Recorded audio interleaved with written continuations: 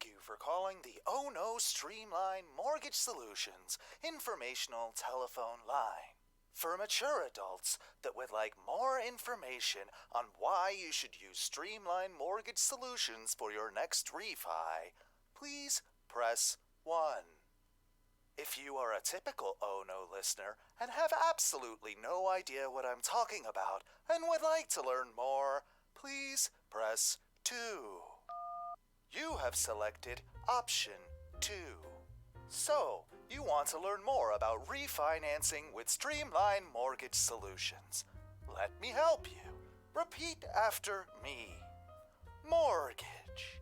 Yes, a mortgage is a legal agreement by which a bank or other creditor lends money at interest in exchange for taking title of the debtor's property, with the condition that the conveyance of the title becomes void upon payment of the debt. In short, it's a loan that helps you buy a home at a certain interest rate. Next up, repeat after me. Refinance. That's good. You're getting it. Refinancing is the act of financing again, typically with a new loan at a lower rate of interest, which saves you money. Why would you refinance, you ask? Do you like saving money? Have you been saving money the wrong way? Has switching from Budweiser to Natty Ice not getting as much in the bank as you would like? Well, perhaps you are a homeowner looking to free up some cash. Do you have your eye on that new jet ski? Does little Timmy need braces? Do you still need to fix those holes in your roof left over from Hurricane Charlie? You need to call Streamline Mortgage Solutions. Streamline has been in the business for over 15 years. To get started, go to streamlineflorida.com. Streamline Mortgage Solutions is with you every step of the way, making it simple and giving you the service other companies can't. What's even better is that you can do everything over the phone or online with one of their experienced team members.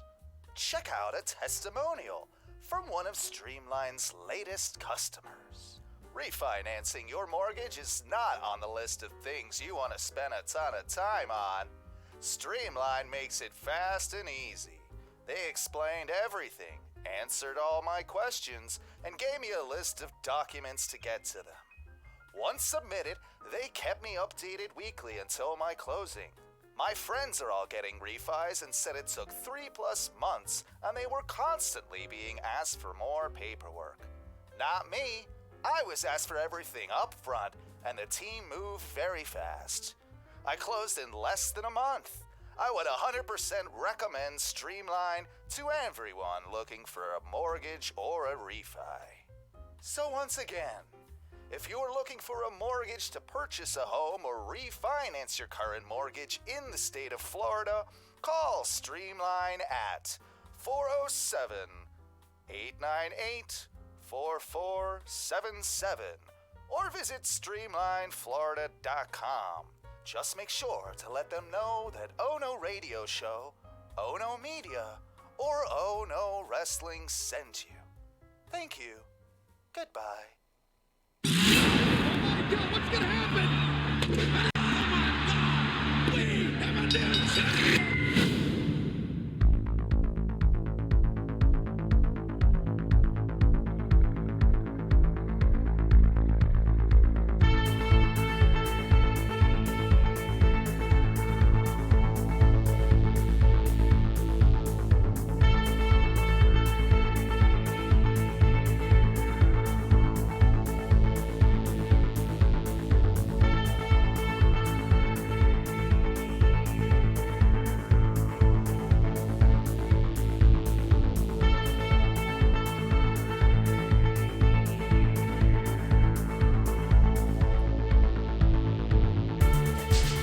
Welcome back to yet another edition of the Oh No Wrestling podcast.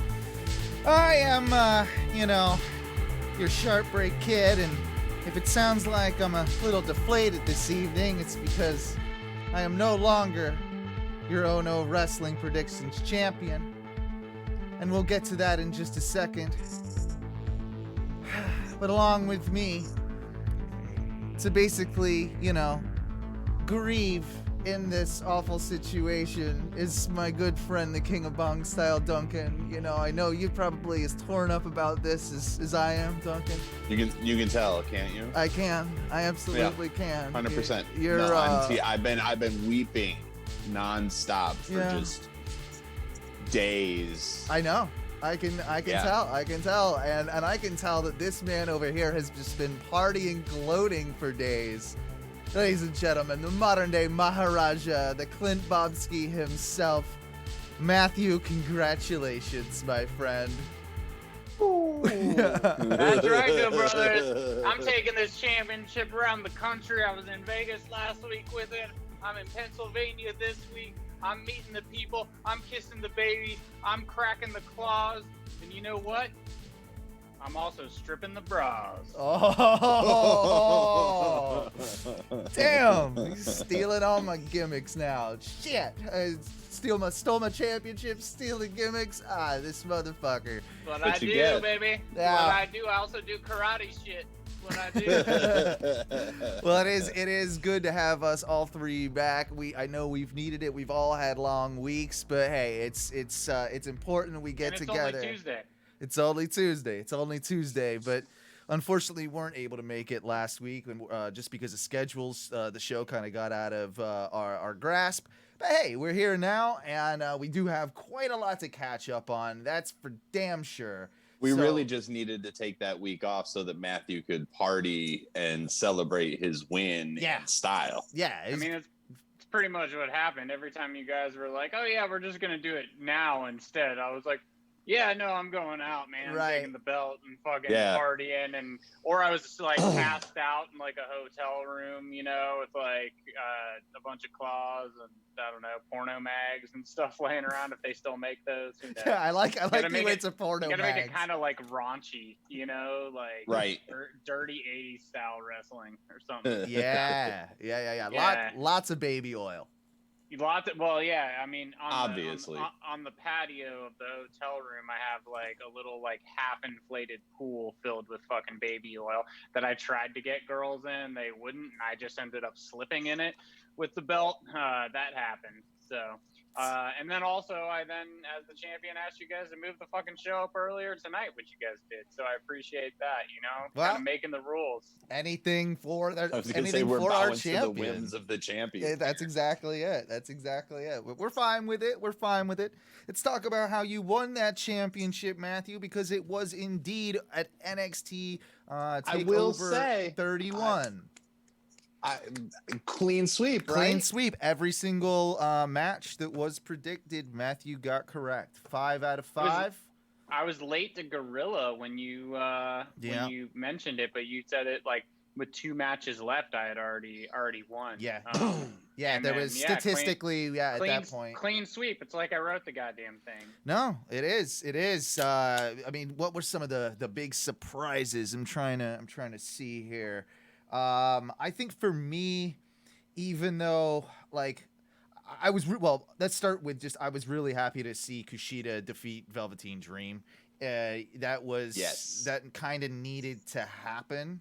I think we all agreed on that, and that was one that all 3 of us predicted Kushida would win. But I am glad that they went that direction. I really thought like the big one that, pun intended, swerved me was the Cruiserweight Championship match with Santos Escobar and Isaiah Swerve Scott. That was a match that I did predict Swerve Scott, but they did a great job up until the dying end of that match of making it feel like it was a possibility. It was honestly one of my favorite matches of the night, and I credit to both those guys. They kept me guessing right until the very end. That was a good match. I will say that match kept me kind of, not kind of, it actually kept me all the way through. Like actually this whole thing kept me, I was just kind of, I actually watched the entire thing as opposed to doing other shit and things like just that. Just having it on in the background. Yeah, that match in general, God, I'm trying to like pick matches, and as I'm thinking about them, like, nah, I fucking watched all of them. Like, sat there and watched them, which was awesome. Io Shirai and Candice LeRae was great. You know, like there wasn't a bad match on the show. Well, and I think that like what's so good, and I don't know if this is something that I'm just realizing now, or that I kind of knew, or something that I'm starting to like realize I enjoy, is that it's a much smaller card. They're not trying to fit all of these things into it. That and WWE does it on the main roster all the time, and I get it. Like, they have a lot of shit going on, but AEW has done it quite a few times too. And it's not that I don't care about what's happening in WWE and AEW on these other things, but sometimes there's just so much happening on the card that it just, I don't know, it's almost like too an much overload where, I'm like, I'm watching, but like, I'm not, like, it's on to the next thing, or this was so quick, or, whereas when there's like 5 matches, there's time for everyone to tell the stories and wrestle and do the things that they need to do. And I think that's one thing NXT does really well. And this pay-per-view was something that really, I felt that. And I don't know, like I said, actually sitting down and watching it was a great experience for me. And it made me think about that and kind of like juxtapose a fully stacked card versus, something that's a little thinner. There's pros and cons for all of that, whether you're a viewer, a fan, whether it's business, whether you're a wrestler. I understand all of that, but at least in my position at this point was that I really appreciated it. Yeah, I think to your point too, it's like that 5-6, match range, I think, is that sweet spot. And to be able to get through a full pay-per-view with pre-show in about 2.5 hours, I think that's kind of right. That sounds about right. Or yeah. I think it was like 2.5 hours. Something like that, like that's perfect. That's a perfect amount of time. Like these, especially with the big 4 these days, you've got your added like 2-hour kickoff show plus a 4-hour or at least 3-hour, main show. It's an exhausting experience. There's no human being on earth that can do it. I mean, we experienced it seeing WrestleMania when it was here at 33 in Orlando. We all experienced just how long of a fucking day that was.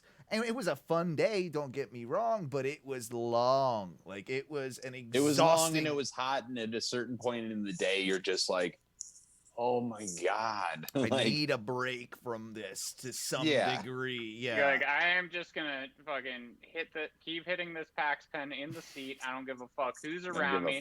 I'm gonna keep ordering drinks, and I guess we're riding this bitch out. We're riding it out, and we did. Switching. I was 300 milligrams edibles in. I was ready to roll. Thankfully I was sitting next to Duncan. You were helping me through that situation with your tooth pen as well. I tell you, like, obviously the main event of the show was probably match of the night, but before I get to that, I do want to just say, I think for me, Damian Priest, he sold me in his match. I never really have got him. I've never really appreciated him a ton. And in that match, for whatever reason, I thought he looked great. I thought that they really proved why he's the North American champion. I thought it was a great use of him and a great elevating match for him. I'd echo that sentiment. I mean, I've liked him. I've wanted to, well, I guess I should say I've wanted to like him. There's something about him that I can't put my finger on that always keeps me off.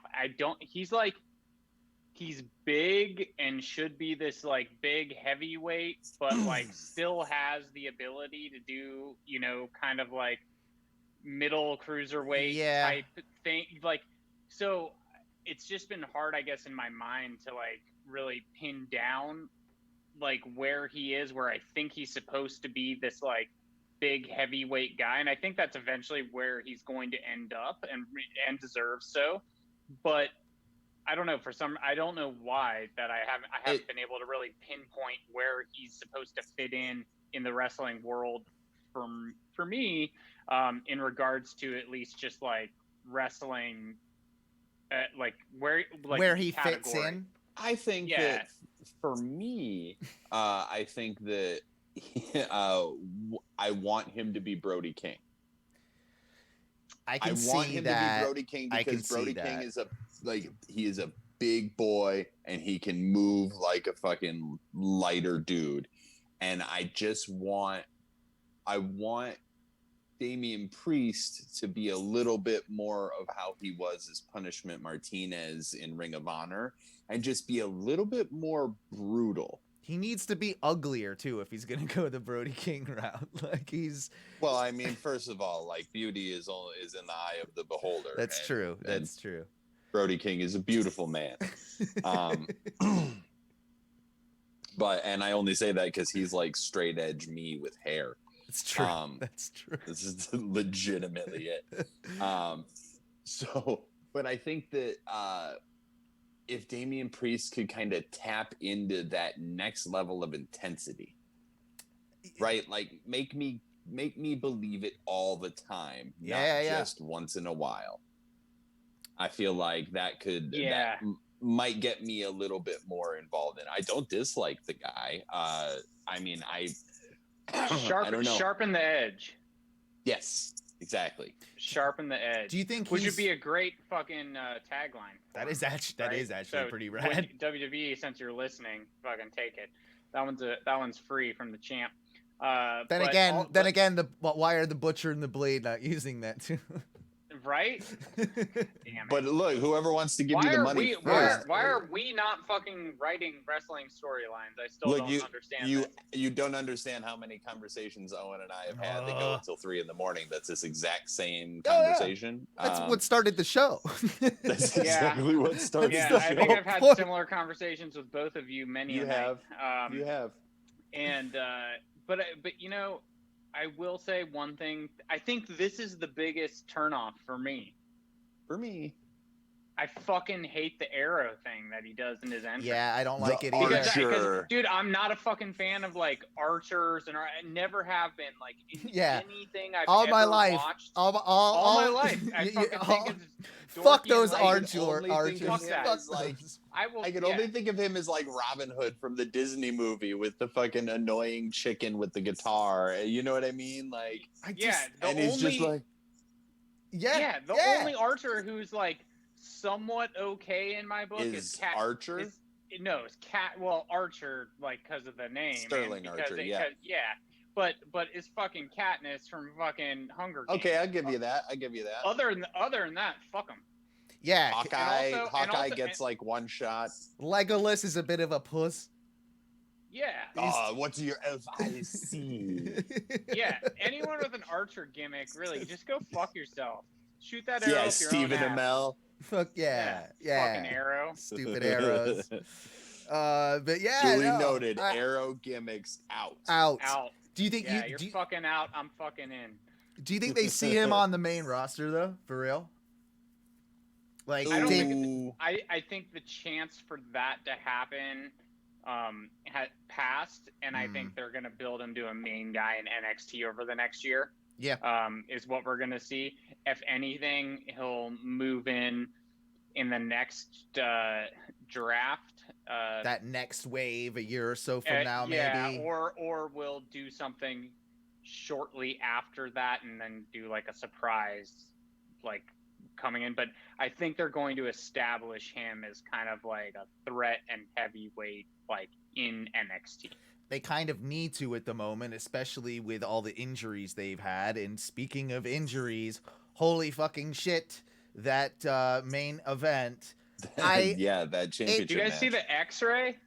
I have not. X-ray? I have not seen it. Like you can see the he posted the bro. So because everyone thought he was going to maybe give up the title again because they're like, oh, it's like third in a row or whatever. So you know. But he posted the X-ray, and you can see the fucking crack in his jaw, like all the way down. He's like broken jaw, and then he said, "And still NXT champion." Which is, and then he was like, yeah, like they had to wire it shut, and then they had surgery and put plates and screws and everything in it to like reconstruct it, but they didn't have to rewire his jaw after the surgery. So that's like a good thing, I think. That's a really good thing. Yeah. Like, dude, Brody King wrestled like for a few weeks with a broken jaw and it was wired shut. And I was just like, what are you doing? What are you That's doing? what I'm saying. I'm like, you fucking maniac. Don't Dude, do I that. stubbed my toe fucking 2 weekends ago, and I was walking around for a week like a pussy. Like, I was like, yeah, not going on a hike. Can't do right. it. I was like, yeah, the hiking boots too much. I'm wearing slippers. Sorry. I broke my ankle and fucking jabroned myself. I sprained my ankle yesterday. I was telling you about it, or no, Saturday it was. Saturday night. I did it. It's still, I'm walking on it now, so I'm okay. Like, I got out of it, but it must have been just a minor thing. Look at us, but... a bunch of fucking real veterans, like, yeah, with our fucking that's ankle right. and toe injuries. Exactly. You know? And I was like out like, for you a could day. poke us with a feather and kill us. Yeah. I was walking around the house with like my hiking stick things that we have for when we actually go hiking as a cane. Like, because you're walking around your house with it. Yeah, exactly. Well, You don't even have stairs. You don't even have that much of a path to walk through in the house. Well, these are the things that happen. We didn't go through a match like Kyle O'Reilly and Finn Balor did, where they beat the fucking Great shit match. out of each other. It started slow. Fuck. It started slow, and I got it after like a few minutes. Like, once it got going, and it like I could see like the story developing. Like, but I was quick to judge. I'll be honest. I was a little bit like, oh wow, this beginning is kind of just like slogging a little bit. Like, why is this slogging so much? And obviously, once the heat got turned on, it got turned on, and it just kept developing and developing. It had a story to it, which I liked, and it also had an amazing sequence. I mean, tons of amazing sequences of like pretty much any good NXT match will have, you know, as we know. But just how hard hitting you can feel some of those. You can feel them, right? Like those punches through the TV. It's like when you see someone at work or just anyone and they crack their knee on the corner of a table or whatever it is, you can feel the pain through it, like somehow, like not physically, but you could. No, but you like, know yeah, exactly what that pain feels like. Like, I don't think I know quite exactly what that pain feels I like, do what not. they were going Dude, through. And that's even those- crazier. I Yeah, can those only guys were imagine. Beating the ever living fuck out of each other. Yeah. Like they wanted to make it look good. And I think you messaged me and you're like, why am I not getting into this? I'm like, because they're slowly building into something. And it was a pretty long match, wasn't it? Like, it was obviously. It was. 28 minutes. Is 28, actually. I mean, but you got to figure like around 30 is a pretty good length of time for a match, especially in that WWE. And that hard hitting as well. Oh my God. And didn't O'Reilly lost a couple teeth? I think so. I think that's what happened. I think he didn't exactly come out of it unscathed either. A little disappointed that Kyle O'Reilly didn't win, but I wasn't expecting it. And none of us were. I think we all predicted Finn. It was too soon to take it off, but that guy will have that championship at some point, obviously, right? I think you could say, dude, that's the thing is like Kyle O'Reilly, Bobby Fish, they are all of Undisputed Era are Roderick Strong are fucking really good wrestlers. So like those guys can all have banger matches like that. So it's the fact that we got to see a 30-minute match like that on a takeover is just like, okay, all right, maybe NXT really has still got their finger on the pulse of they what can that still audience do. wants to NXT's see. got some heat, man. They do, and I think like that's the thing about NXT is when with AEW and everything, and even ratings, whatever you like. I mean, I love AEW. I fucking love AEW, and I'm a smart for it. But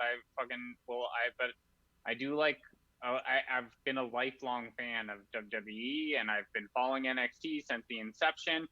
And anytime you think NXT is like just not gonna do, like they're like, oh, guess what? We're the fucking sleeper cell, and we've now been activated. You know, like, Exactly.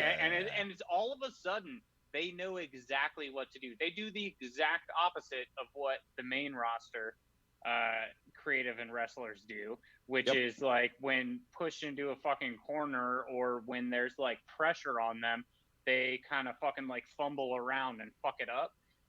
NXT just goes steps up to the plate. Yeah, sometimes. no, I actually just had this in the fucking back pocket Yeah. for a little bit, just waiting for a moment like this, and now we're gonna fuck y'all up real quick. Yeah, I which is great. It keeps it fresh. NXT always seems more fresh than, of course, the main roster does.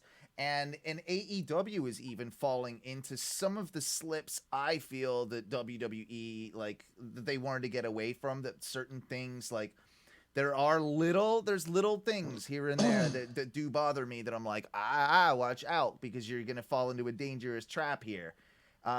Speaking of which, this might even be a perfect one to switch to. Speaking of AEW and everything, Cody winning the TNT Championship back on last week's Dynamite. That was in my mindset exactly what I didn't want to see. Yeah, same. And that quick as well. It was cool. Cody coming back with the new black hair and the cool look, and like, all right, cool. It's good to have Cody back.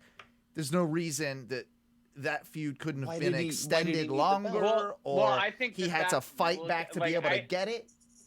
I understand it's a and pardon the pun, retribution. But I like coming back, like beating him for the title, that sort of thing, with this like new darker, like, I understand the writing there. Is it needed? Million times no. No. I think, in my opinion, they should have had that character change the way that they did. Yep. And gone a completely different direction, because now you've established him as this new darker character, and you've got a version of Cody Rhodes, you've got an excuse to do it him that he already had. So who is going to beat him for that belt now? So like, I feel like he's going to hold it for a fucking long time, because there's no reason for him. Like, if you're going to do that big of a character change and then win a title, there's no reason in my mind, if I were a creative writer, to then lose that title to anyone anytime in the near future. It has to, it's like, they should have brought him back. Why? And it doesn't go with this. I feel like he could have shown back up, beat the shit out of Brody Lee without doing a match, like, just and like gotten his fucking say and been like, you know what? I don't care about that fucking title, right? Like, with this fucking he could have done that, I don't give a fuck or about he could have fought a ton of people. And guess what? I found to a get to the loophole, title, and I'm going for the world title. Could have done that too, but he's not allowed to wrestle for that. Essentially, still in kayfabe. That's why I said loophole. He found a loophole or something. Maybe, they could have worked something into the storyline. The tweet today from him, though, apparently, is that blondes have more fun. So people think he's already dyed his hair back, and or obviously it could go the other way. So you think he has a double, like a multi-personality? They could be working on something like that. That actually, I think that could be a Jekyll and Hyde type scenario with him. Could actually kind of work. I'd be kind of okay with that. His hair was already really stressed because of all of the bleaching. My buddy Zach Glenn fucking sent me a picture before all of COVID. He was down at the Hawks game in Atlanta and fucking ran into him and took a picture with him. Oh, cool. And he sent it to me. He's like, I ran into Cody and Brandy last night. Here's the pictures. And I like just not on TV or anything. I was like, dude's hair is kind of stressed, man. That's a lot of fucking bleach, So I think jumping back and forth, if you're doing a Jekyll and Hyde, he might end up in Dustin territory sooner or later. Exactly. Seriously, like he's not even going to end up in Dusty territory, and he's not going to look as good. He needs to get the wart removed. That's true, because I don't have that fucking terrible neck tattoo. And it's the wart thing that bothers me the most. He's got, you know what I'm talking about? It's on the corner of one of his eyes. I mean, I know he's got the scar and everything, but he's also got like a wart thingy. That's news to me. You I've go never look paid at, attention. go look at it. I'm like, Now I'll never be able to unsee it. Can someone freeze that off for me, please? You make enough money to get that taken care of, bro. Like, it's I will. Yeah.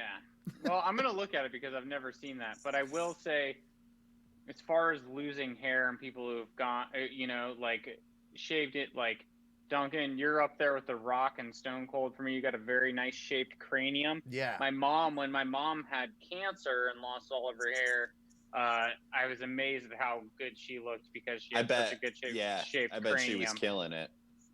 Myself, very scared of it. Me very too. Scared of it. I have this bump in the back of my head. I don't know if I've ever made you feel it, Duncan. I probably have. Yes, you have. Yeah, there's this bump right here. Owen, I'll have to make you feel it. I tell my parents all the time. I'm pretty sure you guys just fucking dropped me. I think my dad power slammed me. That's exactly what he did. It's like round, then it goes straight flat right here in the back, and then there's like a big bump, and it's like a cone. And I'm like, God, fuck! I can never go bald because I am just gonna look weird as fuck. Yeah, there's certain people. I mean, I think at that point you just have to embrace some sort of really weird hairstyle. I think I'm gonna do like a Seagal, like kind of like really bald, kind of but like ponytail in the back or something. Yeah, like I did for years before I cut my before I shaved my head. Yeah. Bald. Like I was doing when I was living in Colorado. So yeah. I just I had the full-on Costanza going, and you can tell where like it doesn't grow back anymore, and it goes up real high. So there was just no fighting that shit anymore. It's a classic horseshoe pattern. Yeah, it is. To quote that Seinfeld episode. But you're lucky. But you're lucky that you have a good shaped head. You do. You have a very good shaped head. And I have a beard and I have tattoos, so it kind of like, even though my head is a little bit misshapen, it takes away from like all the other things kind of distract from it. Plus bandana. Bandana will always fix it. I want to get back to more AEW talk, but someone that doesn't have a good shaped head is Lars Sullivan. No. Does not have a good shaped head. That's an ugly looking head. It's an ugly head. He doesn't have a good shaped head, and there ain't nothing going on inside of it because that dude's a fucking dipshit. Dude, that motherfucker. Like, what are they doing? You literally just got back. Yeah. You literally just got back, and I think it was like, what was it? A yoga instructor? Yeah. I mean, so on Instagram, I don't know if these Instagram texts or whatever were from before. Like, I'm hearing about this for the first time. I didn't know about this. So yeah. You guys you didn't? Me. All right, hold on. Did he slide into some DMs? Yeah. Or something? Yeah. Yep. That's exactly what he did. Have you guys ever slid into a DM? I've never done that. No, I've been married. You guys are married, but I don't. There's like zero part of me thinks that would ever work and or would want to do it. I feel like slimy and creepy thinking about it. I'd never be like, hey, baby, if I was a single man and I had this like at my fingertips before I was married, I would be sliding into everyone's DMs, man. Well, Owen, just looking at how you're dressed, I can definitely see that. I'd be fucking slime ball. I'd be sliding into him. You'd be slaying last call, bro. That's exactly what would be happening. Chasing tails and blazing trails.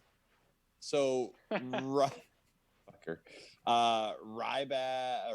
Lars Sullivan. Ryback, Lars Sullivan. Who's Rhino? Who the fuck cares? Who cares? So, commented on this girl's Instagram story. Incredibly beautiful. I absolutely love your legs. You got any booty pics in those, hun? With the little devil emoji. And it was after that where she was just like, okay. But she Yeah. responded. Which never she did, do. She did respond, and she said, "Hey, Lars, I'm going to refund your money. I told you before I block people who send me messages like this, so you've kind of had a warning. Okay. I don't have time to work with clients who don't respect boundaries. I'm a happily married woman. It's also not very smart on your part, given you're quite well known." Wow. Wait, clients. So Yeah, so like she's taking on yoga. It's like a instruction. Patreon like thing almost or something like, right? Like, I don't know how it. So yeah, it's like I mean, an OnlyFans for yoga. something like I that. mean, she's just selling online Zoom yoga lessons. I think is really what it is. I think it's relatively innocent, honestly. I don't think it. I don't. Okay. But yeah, and then her husband responded. So he didn't get the booty shots from just like taking the yoga class? Yeah, for real. I don't even think he got to the yoga class. Like he literally, Oh, he fucked literally that up. made it a day, and then the husband, her husband, said Lars was somewhat harmlessly flirtatious, but he also expressed a seemingly genuine interest in mobility and how yoga could help his lifting. Yesterday was the first time he paid for and set an appointment for a professional session. Okay. 4 hours before the scheduled sessions, he sends the above. At that point, it becomes pretty clear Gross. he's just a scumbag. Yeah, knowing that timeline, like I wasn't trying to, and I wasn't going to justify anything he was saying. I was Sure, just, but you want to hear the story. because I never knew anything about this. I was just saying, like, we've all seen girls in yoga pants, and I mean, I guess maybe girls have seen guys in yoga pants. I've never seen a guy wearing yoga pants, but I've worn. But yoga pants there's been jokes about it in Curb Your Enthusiasm and shit when like Larry goes to the yoga class, you know, and he's like, "You do that," you know, like that sort of thing, right?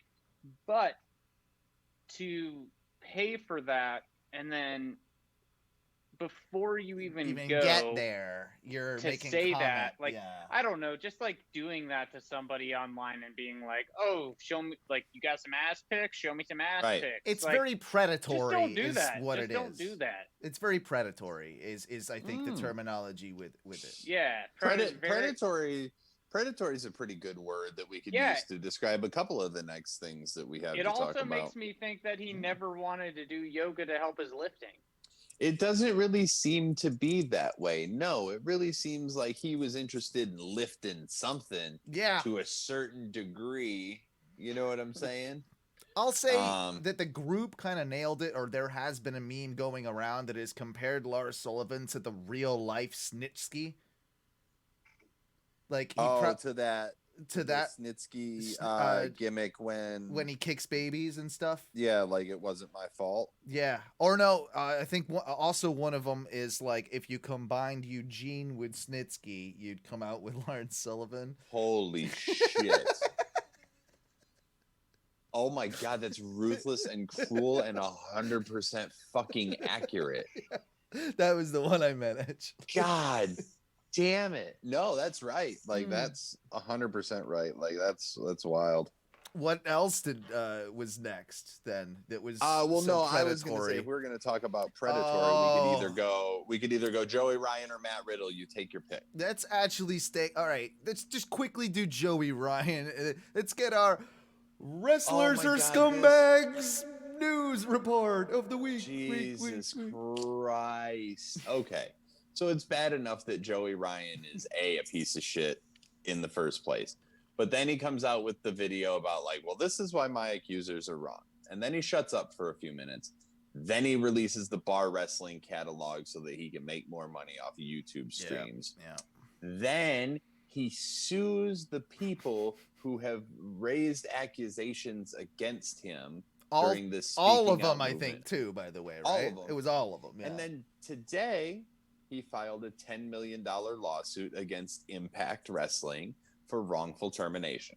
Yep. Fucking $10 million. That's the fucking number you got to hit if you want to sue people nowadays, apparently. I guess so. And we will get into that when we start talking about Matt Riddle. Yeah. And hey, he's probably going to need that $10 million because it's become clear that he will never work again in the industry. So absolutely. The question I have too is that with his own, like, he has accused himself of doing certain things as well, and not necessarily in a predatory nature, but in a fucked up sexual nature and all this. He's accused himself of a lot of these in his videos and stuff. He's dropped the dime on himself. He's dropped the dime on himself quite a bit. So my thing with the Impact case is, well, with the allegations that are made against him, plus what he's dropped on him already, does he even stand a fucking chance at Impact just saying to a court, well, no, like, given the accusations, we had to suspend him. We had to, take care of this issue because we couldn't allow a person like that with these accusations to be around, like, a locker room where there's frequently female wrestlers or valets or backstage, or just females in general in the workplace. Like, you can't have that. Like, I don't know that. I don't even know what the fucking argument is here. Like, what he would even he's have. arguing that they breached the protocol in the contract. That if there was an issue, that they should have approached it in one way, and then they had 5 days. Well, for him we to had deal to with handle something. it because it was so serious. Tomorrow, any reasonable court would look at that and be welcome like, to the legal loophole world, yeah, Bro, and that's exactly what it is. So it's how just like good him are going. how good are your fucking lawyers? Yep, and how good are Anthem's lawyers, and how good are Impact's lawyers? Yeah. That's the real question. Who can afford better litigation? And that's what the fucking shitty part is, and this kind of goes away from wrestling, but to this point also, that's what's fucking wrong with our legal system in this fucking country, is the fact that people who have more money have better access to lawyers who will fucking fight to either defund you because you don't have the money to spend to fight them, right? Or they're going to find the fucking loopholes because you're giving them so much money that the money you're getting in return is going to pay them out. And that's like a big issue because you're not getting justice at that point. You're just getting more scumbaggery. Yep, absolutely. And I just don't think that Joey Ryan has more money than Impact, like for lawyers. No, this is a cash grab for Joey Ryan. The same way when he released Bar Wrestling, that was a cash grab. This is one final cash grab. Do you think he just wants some sort of settlement? In his heart of hearts, if he has one, thinks that he is going to get $10 million? Absolutely not. Shoot high, settle low. Yeah, get a settlement like that. But I don't even think they're going to eventually settle. Because I think it's from an outsider standpoint who doesn't know shit about like the inner workings of these contracts and stuff. Seems pretty cut and dry to me. And I think it would be better for PR. I think it would be better for PR if Impact were to actually fight it and say, no, like this, we're taking a stance. We didn't want to. Yeah, we were protecting our female talent. We did not want to allow a predator into our locker room. We did not want any appearance of impropriety in our locker room. I think they have a strong. I think they have a strong case there, and I think that I think he breached the contract long before they did. Probably. So that's one of the arguments that you can kind of make. You know who I think has a strong argument in this? Who I think needs to get into it? Blow Pops. Oh, you ruined Blow Pops for all of us.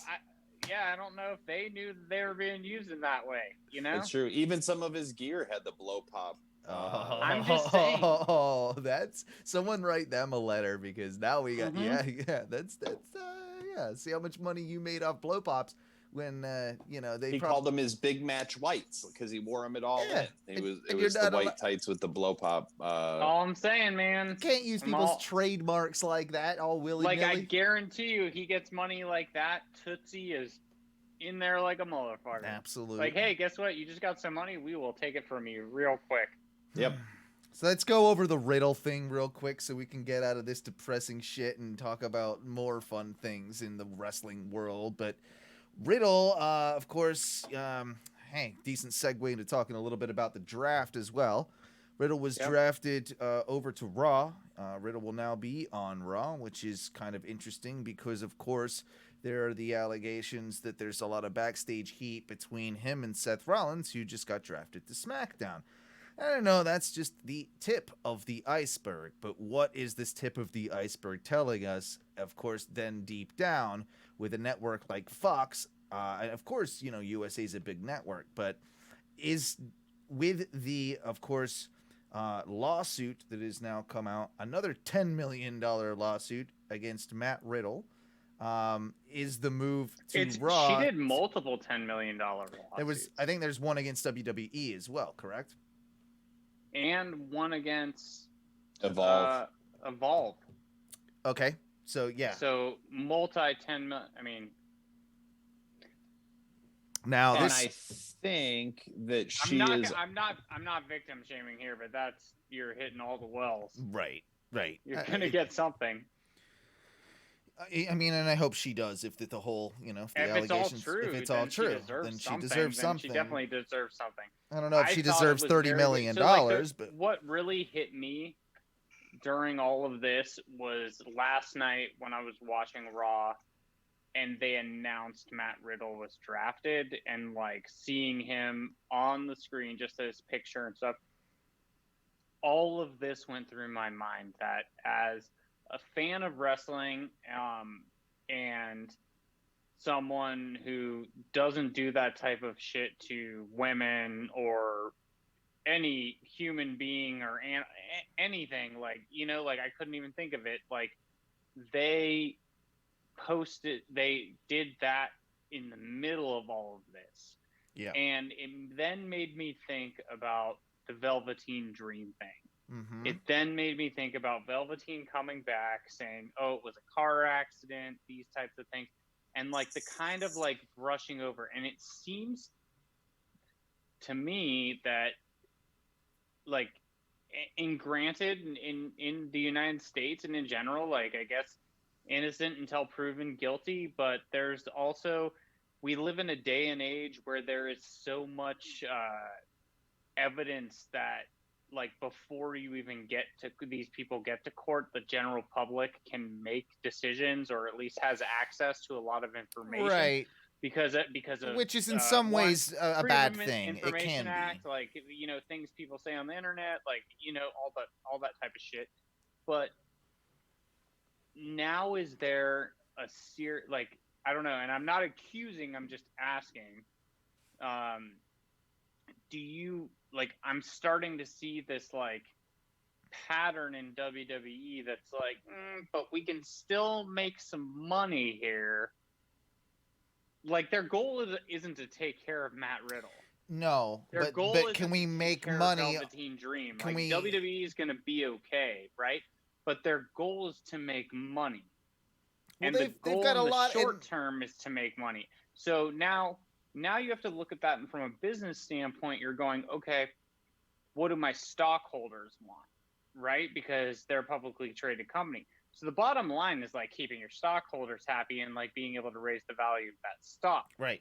So then you look at the stock of the wrestlers that you have, the talent that you have, and what's happening. And it seems like recently, because I don't think I can think of another time in WWE's history that there have been things like this that they've kind of continued to roll with and kind of downplay and then still push those stars. Come out the other side. I mean, hey, it's Saudi Arabia at the end of the fucking day. I mean, that's not beat around the bush, but yeah, with the Matt Riddle thing, it just felt a little too evident to me that, hey, we're just going to keep him off of like network television for a while. We're going to see how this kind of pans out, much in the same way with Velveteen Dream. And yeah, like have a little, I think by putting him on Raw, you do get to just kind of put him aside for a little bit and not necessarily give him such a huge spotlight. Obviously controversial that he's on TV with the allegations against him. But those ones are an interesting one because I think his wife has his back on this. And like he did. Well, it's interesting because he has come out and said, I cheat, I and cheated, I did do this. I fucked up, but we don't know the depth of everything that did happen. But at least like he was honest in that aspect. You have to at least respect that part of it. Somebody coming up being like, I did fuck up, I did do this. Like, someone who's at least willing to fucking admit it in this day and age, like, you know, and then like someone to have a wife to be like, I've also spoken to her about it and she's standing by me, those types of things.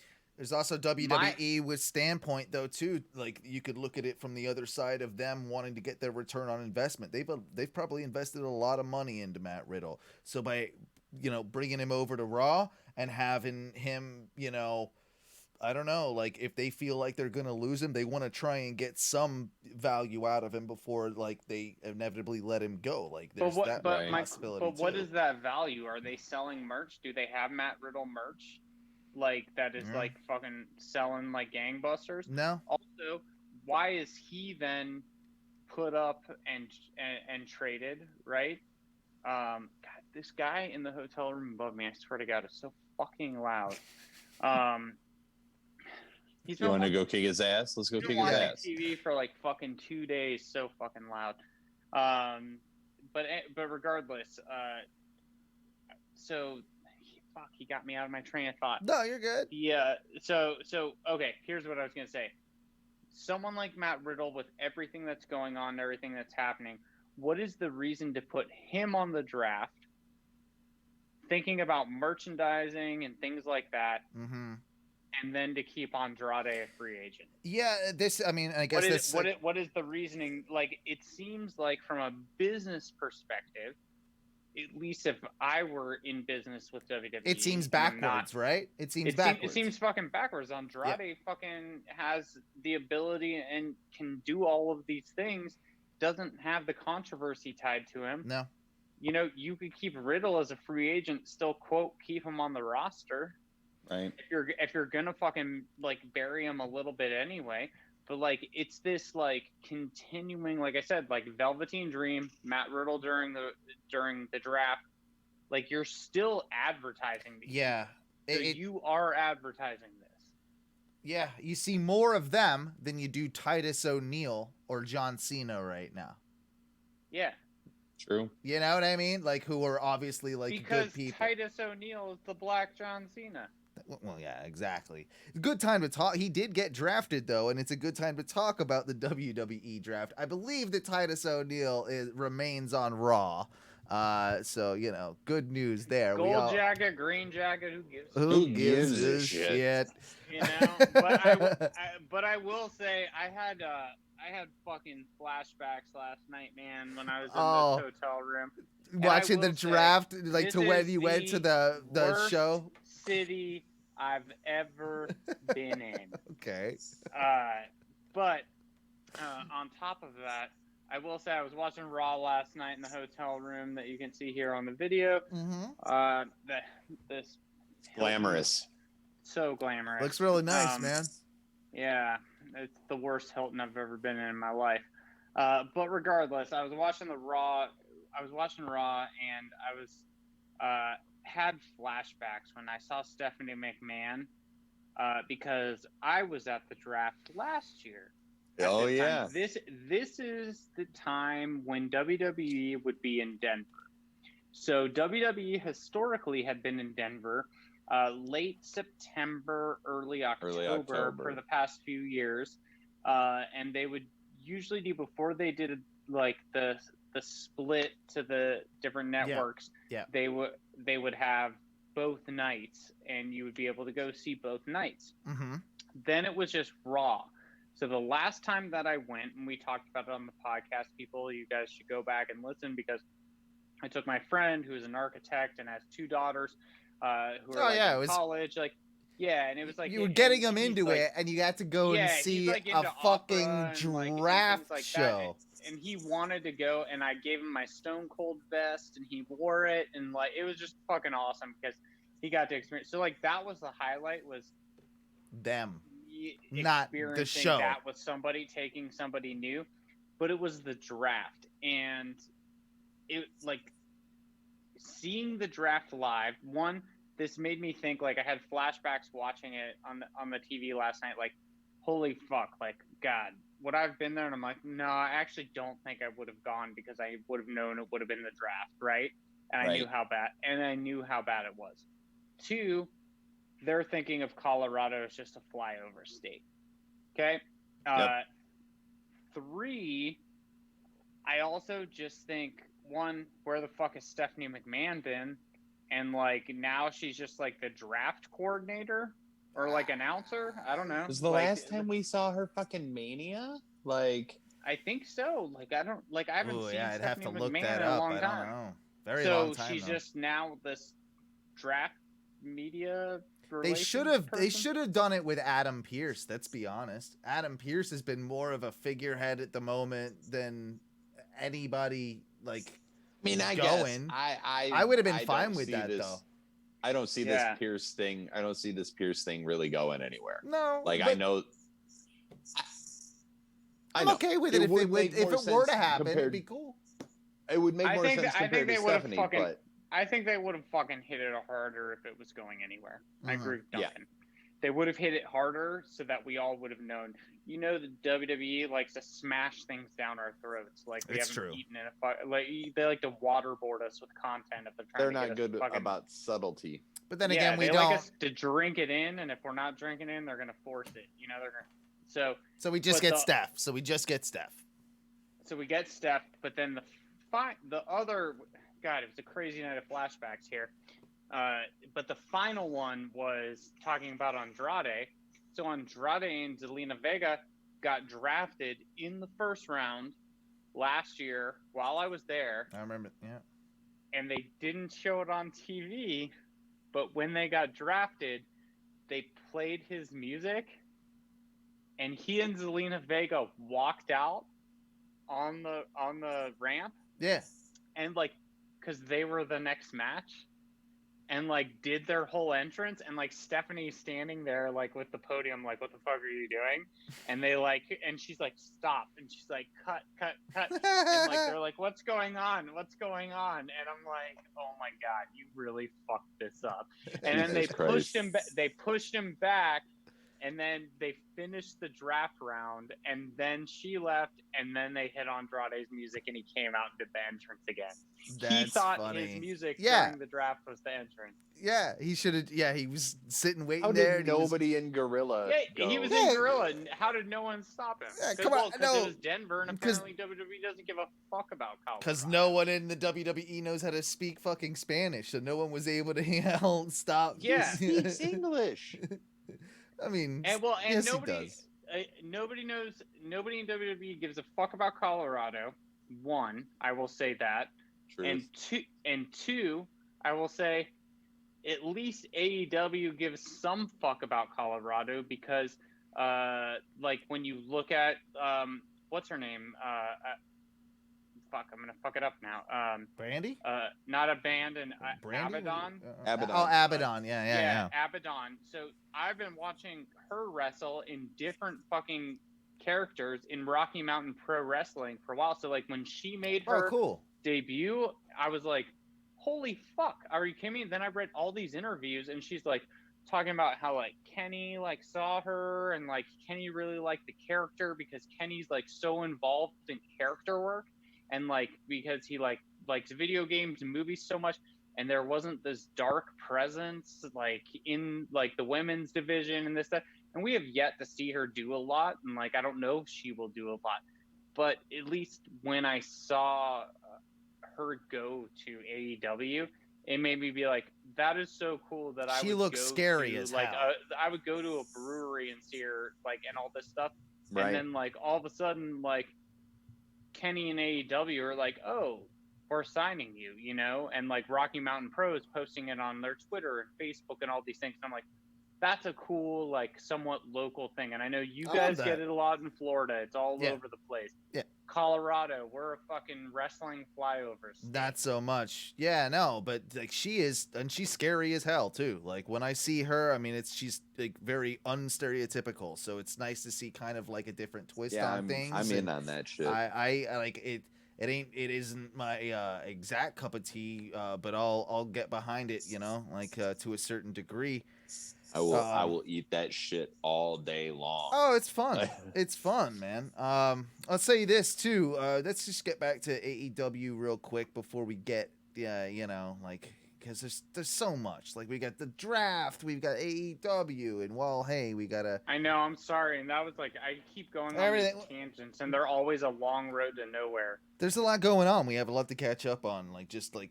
And I know you're Le Champion. You're Le Champion. You can do whatever you want, but you've also I know Le Champion has a schedule. You see, like that's true. He's got a hard out. I got things to do. Yeah, well, I got things to do after this. I have people showing up in the hotel room. I got to go down to the lobby. Yeah, he's got a signing. He's got the gimmick table set up. That's why I'm trying to get all these things out there before we lose Le Champion. This podcast is really just like fucking like fifth thing on my mind. So sorry if it sounds like I'm phoning it in. So know that he is. There's obviously there's going to be a big thing with this week. I think Dynamite tomorrow is probably going to be a really good show. I think all the belts, all titles are being defended, and MJF has a big announcement. One of the big questions coming from everyone is that, like, what's MJF's big announcement? What do you think the bullshit's going to be? That he's better than us, and and that we know it. I think, honest to God, it might just be that simple. It's got to be that smarky and fucking. It's either that or has something to do with Inner Circle. Yeah, and speaking of which, I listened to Jericho did a podcast. Fucking Van Jericho Vliet's. Does podcasts? Yeah, right. He did Van Vliet's podcast again. And he had an interesting thing that I don't think many people in the media have picked up on. And it just did come out today, so I'm sure other people will find it as well in there. But he talks about the Inner Circle, how it's founded, how, what his plans are, and how they're talking about, kind of like the workflow of what Jericho does. But one of the things he made a very big point of saying was that there will be, he was talking about how, to this point, there has not been any sort of dissension within the ranks in the Inner Circle. Like, they've remained pretty, solid throughout this whole thing. And he's like, and there's no need to. I don't think that we will be broken up anytime soon. But what I will say, and what I will almost promise, or something like that, is that there will be we can add people to the Inner Circle. Was the long and short of it, that we will have additional. They're just going to treat it like the NWO to the Inner Circle. I don't know that that's really the thought process, but if you were to add one person, who would it be? Because I'm kind of stumped. I thought maybe the plan was going to be that the MJF eventually takes over, and Chris, takes over the Inner Circle, and they turn Jericho babyface, and then they kind of have a whole thing there. But maybe it's a red herring. I don't know what the hell it is, but I'm just trying to think. It's one of those things where I could see MJF joining Inner Circle, but he works so well on his own. He can only join if he would be the leader, though, right? Like if they ousted Chris, I don't think you can have the two of them. Oh man, what if it's a slow burn to oust him? That's kind of what I'm thinking. What if it's just that's his plan all along? Now that's something I could get behind if they do it right. Yeah. So if they did that right, I could see it working. If they didn't, you know? Who else would you throw in there with that group? I don't know that there's many people. You've got to have a cool, but got to have a goofy cool, if that makes sense, to be part of the inner circle. There's a certain aesthetic that they have. Well, especially for someone to lead it. So doing the slow burn, like you just said, Duncan, would be the way to get to an awesome feud with Jericho and MJF. Let MJF infiltrate the Inner Circle. Yep. Right. Okay. Then let him. Then let him start breaking it apart, doing things. Sense. Right. That gets Jericho fucking kind of crazy. Makes Jericho's character be like, the fuck's going on? I thought I was in charge of all this. Why is this happening? Why is Ortiz doing this? Why is Santana doing that? You know, like those things. And MJF is pulling the strings, and then those people are like, dude, it's MJF, and they're like, and he's like, I don't know. It's like when in the promo a couple of weeks ago when he came in, he gave everybody the jackets, and he didn't have the jacket for Sammy, right? And then he's like, what? You don't have the jacket for Sammy? He's like, I was very clear that like you should have a jacket for Sammy, you know? And then it's like, it was very clear that obviously that was a work. Yeah, Right. yeah. He meant for that, but like he'll do things like that, right? To be on Jericho's side, to infiltrate the inner circle, make the inner circle start breaking apart. I think this is actually how you break apart the inner circle. Is how you slowly have someone like MJF. You have to actually have someone like MJF slowly infiltrate, slowly start breaking them down, have them all start questioning Jericho and then each other, and then you do a program with MJF and Jericho because those people are then saying, okay, well, he's doing this, and then they get into an argument, right? Like MJF and Jericho get into an argument because all of these things that have happened, they end up having a program, right? And they fucking Jericho is so fucking confident he puts Inner Circle on the line, right? He puts it, or something like that, and fucking or leadership on the line, yeah, or leadership or something. But the end goal is never. What to do you have do MJF with be the Wardlow? leader of fucking Inner Circle. What do you do with Wardlow? Do you bring him Fucking along? Great question. I forgot about him. Because at that point, I mean, I think if you maybe haven't were to wrestled Lars Sullivan. bring MJF and Wardlow in, they could be like the two of them that are sort of kind of take over, and then you could have probably a pretty decent feud between Jake Hager and Wardlow, two big boys going at it. Like that might work. I don't know. That actually 100% works. So until you said that, I didn't actually even think about him. It didn't register. Him and Jake Hager. So Hager is the strong arm for Jericho. Yep. Fucking Wardlow's the strong arm for MJF. So what you're saying makes like complete sense. So anytime, and we saw it in that jacket segment. Yep. That like when there was the confrontation starting to happen, fucking Hager stood up and fucking Wardlow stood up, you know? So I bet they would then have the program That's going to happen. together. That's going to happen. I will say I was fucking so stoked for Wardlow when we first started seeing his promos in AEW. I'm extremely let down. Not done so much, just in the way it's been booked and like everything that's happened. Like they made him look like a beast, like almost, you know, like fucking like Lance Archer, like in his promos. We've talked about that before. I won't rehash, but I think that to your point, Owen, I hadn't thought about that, but it seems like they're almost kind of setting that up.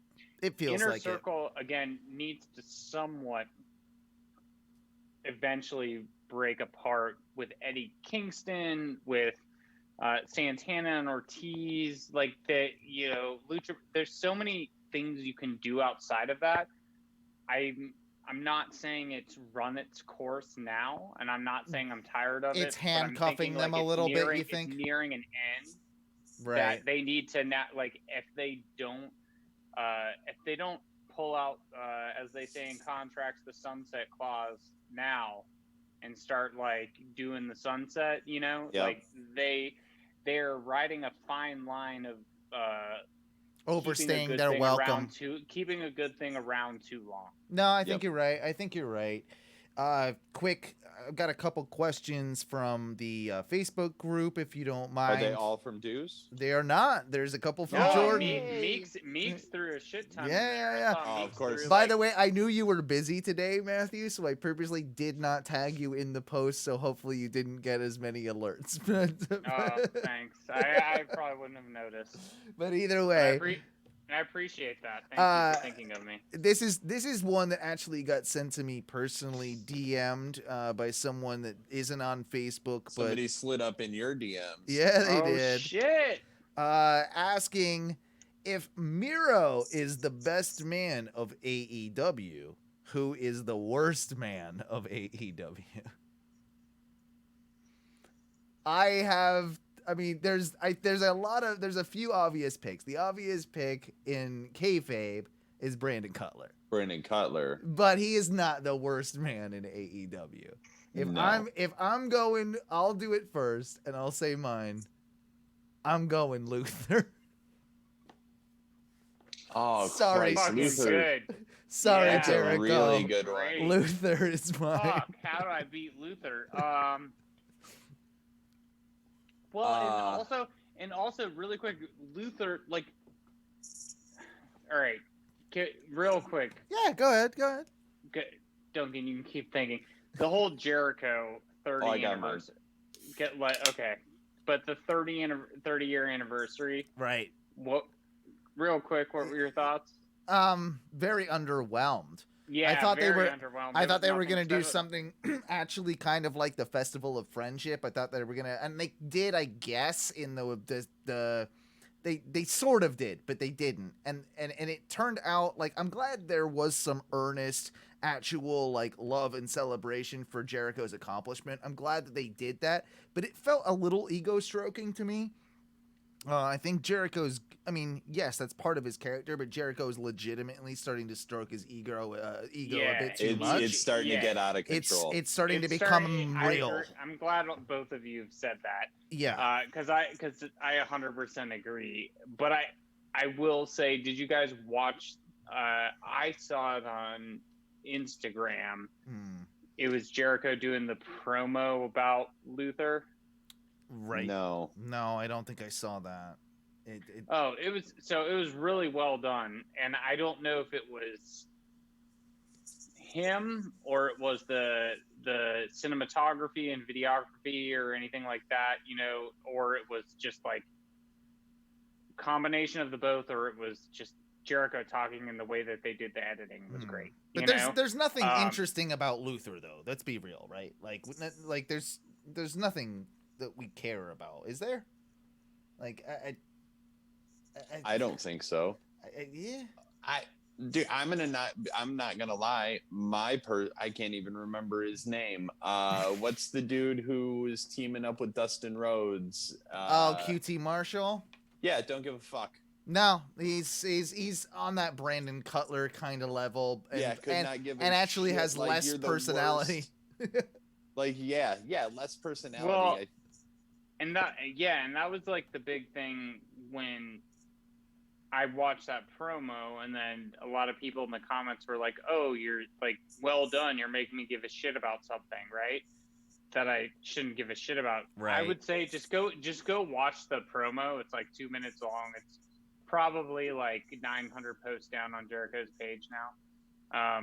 But just like he's like reading off his accomplishments, not Jericho's, but like Dr. Luther's, and like all of these things. And then I was reading the comments, and it's like, because he kept saying in that, like, Jericho kept saying, well, like, this isn't just like because I know the guy, we're giving him a primetime spot, because he's done this, and he like goes through his list of accomplishments, right?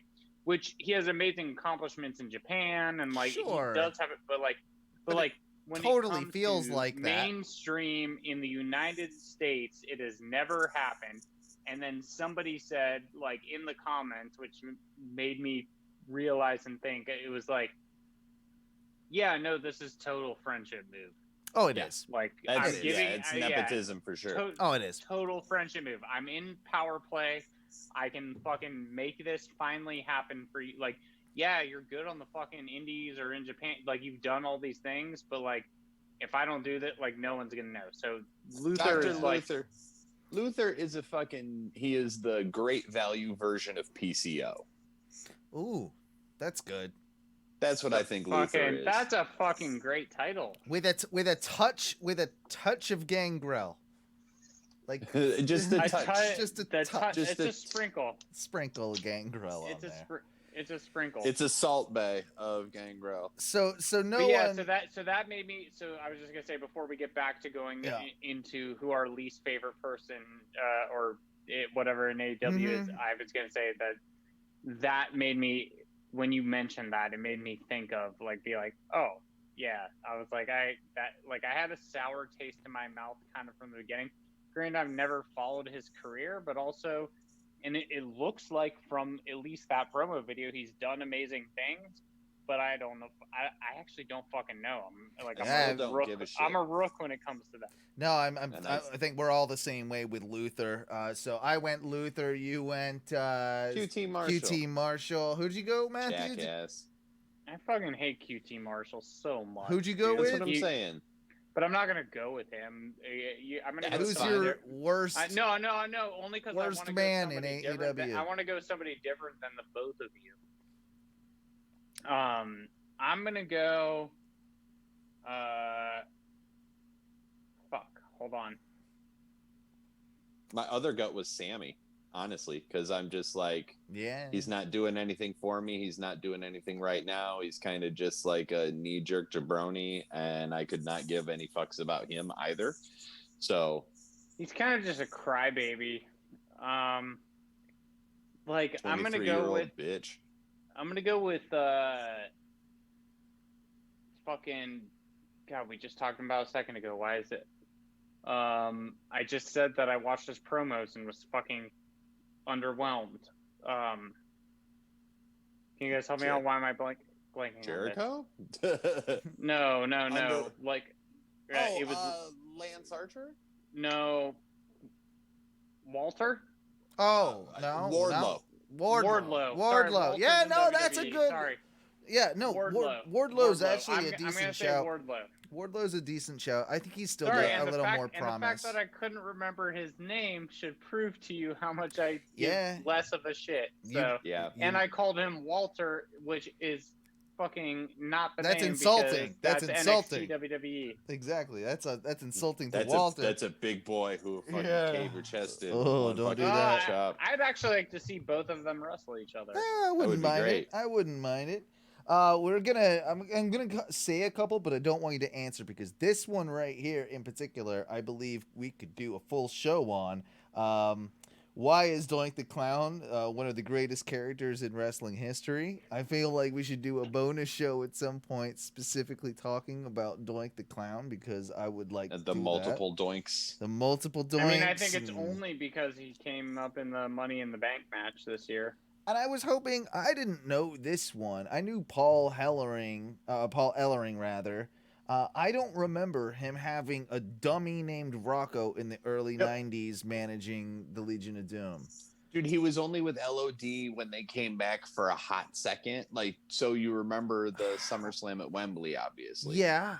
It was they rode out on the Harleys. I can't remember it. They rode out on the Harleys. LOD had the gold shoulder pads because it was a title match. Oh, yeah. And Ellering was on there, and he had the fucking dummy, Rocco, that looks like it looks straight out of the Twilight Zone. Dude, I fucking 100% remember that now that you're saying that. Holy shit. It looks straight out of the Twilight Zone? Is that what you're saying? Straight out of the Twilight Zone or a Goosebumps book. Dude, I was about to say Goosebumps or Are You Afraid of the Dark? I need to see a picture. Rocco, I guess if I type Rocco. ROCCO, I would think. Yeah, like, Rocco, LOD. Legion of Doom. Yeah, rest in peace. Whatever the fuck you do. I was like, pour one out. Yeah, I do a pour out. I know you do. I know you do. 40. I go to his spot and I drink a 40. Do you remember? You see it? No, yes, now I remember it. Yep. Fuck, wow. The dummy actually looks kind of like Ellering. Well, in the picture I'm looking at, it looks like Jerry Seinfeld in glasses. Like he's got a little bit, dude. It looks like they just took something out of a Twilight Zone like throwaway prop sale, and they just put LOD clothes like a jean jacket or whatever on it. But yeah, it's got like a little bit of an Elvis vibe. I don't know, man. I'm looking at it. I feel like it's not just. It's kind of Seinfeldy, but it's kind of like Puerto Rican. Yeah, he's a Puerto Rican dummy. What a weird. Right? Doesn't it look kind of Puerto Rican? Yeah, a little bit. Okay, I'm gonna have getting racist here. No, no, it's not. It's not racist. No, it does. He looks like a. Well, because he's got. That I'm looking at it. I am. Me too. So he's got. It looks somewhat Puerto Rican, right? I had forgotten all about this. Maybe we do need to do some more research, look into it, and run over some promos for a bonus show that we can throw on the Patreon over at patreon.com/ONRS. Absolutely, because he's That would be definitely fun. got he's got blue jeans, an LOD jacket, sunglasses, a full head of hair Yeah. that makes that. Yeah, that's very sort of like Jets and Sharks. I get what you're saying when you say Puerto Rican. Like it's very Yeah. Yeah, It's gotta be- Jets and It's Sharks. very, Okay, like, yeah, fucking- West Side Story. Yeah. he very looks West like Side Story. who's that comedian? And the round glasses. Jeff Dunham. No, the comedian. They always smoke. Hey, what you doing there? Fucking. Oh no, you're talking Andrew Dice Clay. Yeah, he looks a bit Andrew Dice Clayish, a little bit. Yeah, if he was Puerto Rican. Yeah, that- Little that Miss move. Muffet sat on a tuffet, eating the curds away. Along came a spider. A spider sat down beside her and said, "Hey, what's in the bowl, bitch?" It's the only Andrew Dice Clay thing I fucking remember. Last. Hey, by the way, while we're talking about Road Warriors, can we say rest in peace? Absolutely. Oh, rest in peace, Animal. Did he Animal. pop We too need- many Viagra and because he was on like a romantic getaway with his wife? Yeah, he was on like an anniversary or Oh, I something didn't like know that, that. which is like even sadder. Yeah. But rest in peace, Animal. I mean, I like that second, and I actually wanted to bring this up. Owen, I know you probably have other things here as the Go for it. Ringmaster of this show. But Well, I'm just gonna say one more, like, from questions from our Facebook and stuff. If you want to just do that one real okay, quick. will you just tell me? Will you remind me? Say Yeah. Road Warriors, Matthew. Yes, Road Warriors, Matthew. I will remember that. How would you book a Chad Gable redemption program? That's from our good friend Jordan Meeks. I wouldn't. It is interesting. I think the only way that you can do this is send his ass back to NXT. Yep. Yeah, I wouldn't. You have to fucking you can't get away from this Shorty G thing. No, I think the only way Like- you do it is send him back, have him be a single star. Dude, let him get that huge pop that he'll get in NXT. Yeah. Like, Yep, have him go for the North American title. perfect. Yeah, there Perfect. you go. Yep. I would and also I would like to. I don't know if we've ever done. He might this, I even don't be able to think. go for the But that- main event title too. Like him and Balor, that would be a fucking hell of a match. Absolutely, but you want to do the redemption, you got to do the slow Right. burn. You Yeah. don't just push Yeah. him straight to the True. main card. Good point. Good point. Sorry Well, to interrupt. I'd like Matthew. for him to come after my title, but we all know that's not happening because I'm up on a higher tier. Yeah. But I will say that with questions like this, the way that we all just answered, Mm-hmm. I would love for Jordan Meeks to respond in the group and tell us how he would book Oh, okay. Yeah. that. I would love to hear like the person who asks the question once we start talking about it. Like I would love to hear then what they think. Oh, Yeah. And like they can And like, anybody critique, else, they, too. they can anyone else too, but they can critique the fuck out of our answers. I don't give a fuck. Just know Because I I- don't but- care but what I- you but- say. But I want to hear their answer too, because I think there's an interesting concept between the person who asks the question and why they ask the question, because I feel like maybe Jordan Meeks already something, has an answer thing in his like head. he has an answer. He's already you got know? an like, idea. He has Yeah. something that like I haven't thought of. Well, you I know? just asked him on Facebook. I said, "How would you do it?" So maybe by the end of the show, he might respond. It's possible, and maybe if not He'll this say, "Go tonight, fuck yourself." That's what I make. That's why I asked you the questions, you assholes. or he could Yeah. maybe we could read it next week or something. He's like, I yeah, don't you guys know. write this shit, right? I don't WWE know. listens to everything you guys say. So. True, it's true. It's true. It's very Road true. Warriors, Matthew, getting out of Facebook land. Boom. So 1, rest in peace. 2, I did want to say that. So when that happened, it brought me back to watching Dark Side of the Ring season 2. Dark Side of the Ring season 3 is in production. Are you guys aware of this? I am, and I actually wanted to have talk you about guys- it. I actually have an article here and about some of Yeah, they've the- announced a few of the topics, right, that they're going to be going So through. yeah, comicbook.com, it says that they've started, that it's begun.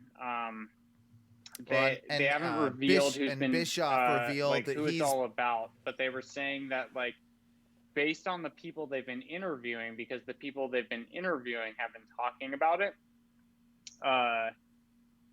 Topics will include Grizzly Smith, Jake Snake Roberts, That's Rock Jake and the Snake's dad.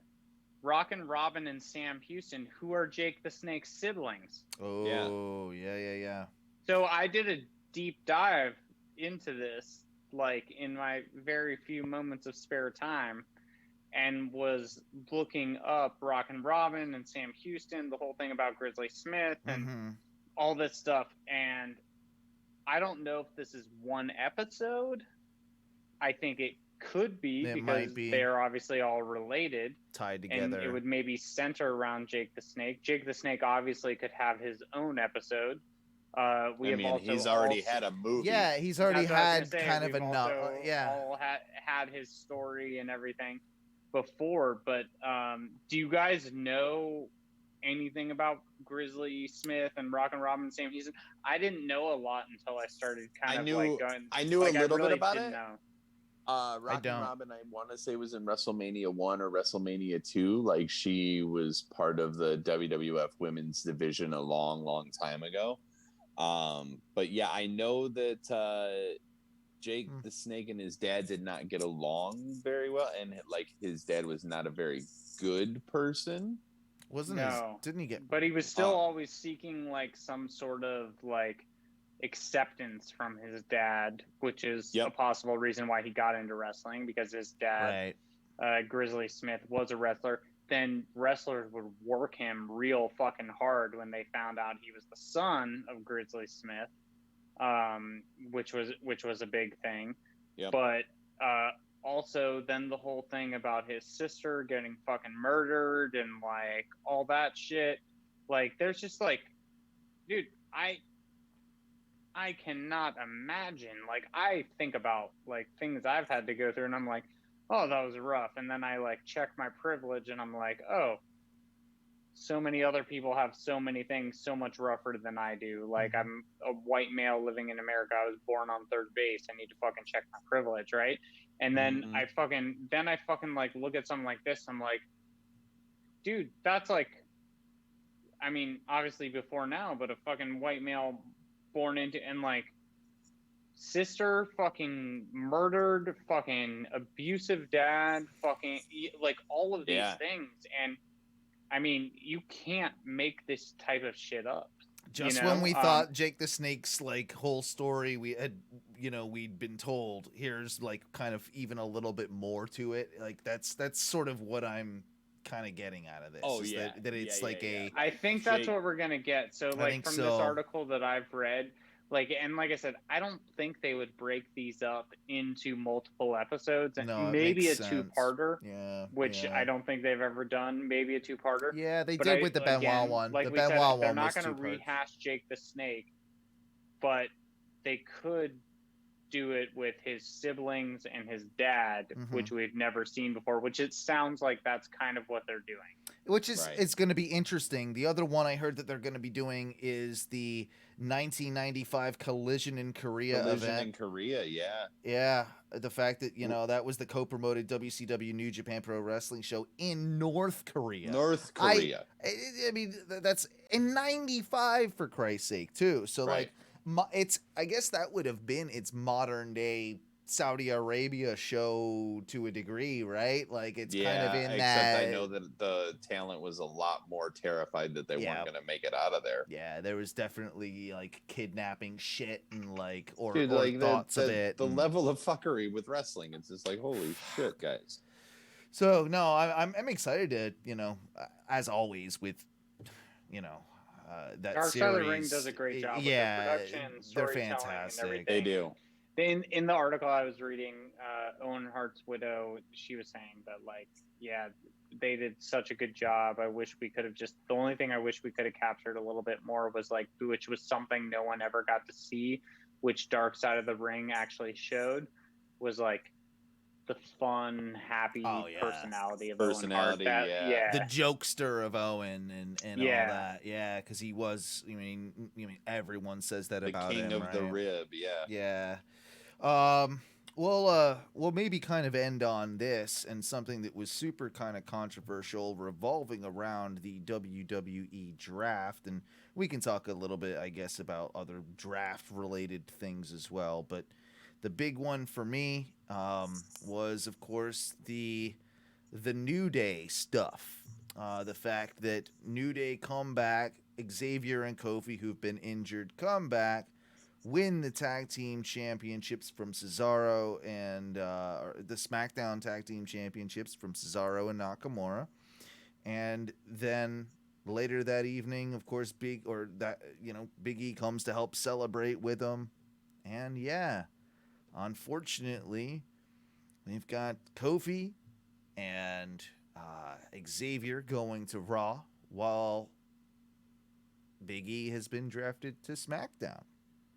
Now, at first, this seems like it's like devastating news that you're breaking up the New Day. But what potential this has in my mind. I think this is actually the real sign that we're going to get a real Big E push. There's no way they would have done it without. So what I 100% agree. What I saw on the internet was like people being like, everyone wants a Big E singles push. Mm-hmm. Breaks up the New Day. Everyone freaks out, right? But guess what? They never broke up the New Day. They did. They literally did both of what you asked for. They did both. Yes. Thank you, Owen. Yeah. Thank you. Fucking thank you. Yeah. You get it. Exactly. They did not both. break up the New Day. No. They separated them so that they can then bring them back together or do crosses or whatever. They just separated them. They didn't say New Day is broken up. They didn't do anything. They did separate them so that Big E can have this push, so that they can run with the titles. Granted, I don't understand because on Raw last night they're like, so what are we gonna do? Just trade the titles? Like, necessary evil, I guess. But like regardless of that shit, still going on New Day. The New Day didn't break up. The New Day didn't get disintegrated. The New Day got forced into a position that Big E can now shine. They can do their Kofi. They can do their fucking shit as a tag team, right? And run that shit rampant on Raw. Big E can do this, and then eventually you bring them back together. And imagine they're gonna bring them back together. It's gonna be a Mania world title and tag team championship, and the New Day rocks. Is going to fucking rock again. No, I think that's 100% where they're going with this. I truly think they are building Big E to be the opponent for Roman Reigns at next WrestleMania. That's what I think they're doing. This was one of the smarter things that I think they did in the like, if not the smartest they did in the draft, despite the fact that people fucking hated. But regardless, guess what? Everyone was stoked about Big E doing his fucking singles run. Like now's the time. While Kofi and Xavier were fucking out and they were injured, right? Everyone's like, "Oh, now is his time to shine." This, that, and the other. And it's like, well, it's been his time to shine. And also, Kofi and Xavier are great fucking wrestlers, and let them do their thing. But also, fucking separate them for a second so they can actually do their thing. I think you could also do it if you really, really wanted to. I think you could go a step further. That when when Kofi and when Xavier, inevitably will lose those belts over, like, who cares when, really, because they don't need them. They are the New Day together. They can do a ton of stuff. They can make it happen, right? But what would almost be cool is like if somehow you have one of them on all three brands. That maybe X goes or Kofi goes to NXT for a while, and then you can kind of push them all as single stars and each have them have their, like, help each other out. They never break up, but they all can develop their own singles careers on their own. But they never work together at all. That's the only thing, is like you move them to different brands, like they're not on the same shows. They're never interacting together except on their podcast. It's WWE, and I think that you can probably find ways to, find excuses. I don't think they to do will. I'm gonna hold out hope that they do the right thing for a Big E singles push, but I don't have much faith in it. Really? No, not at all.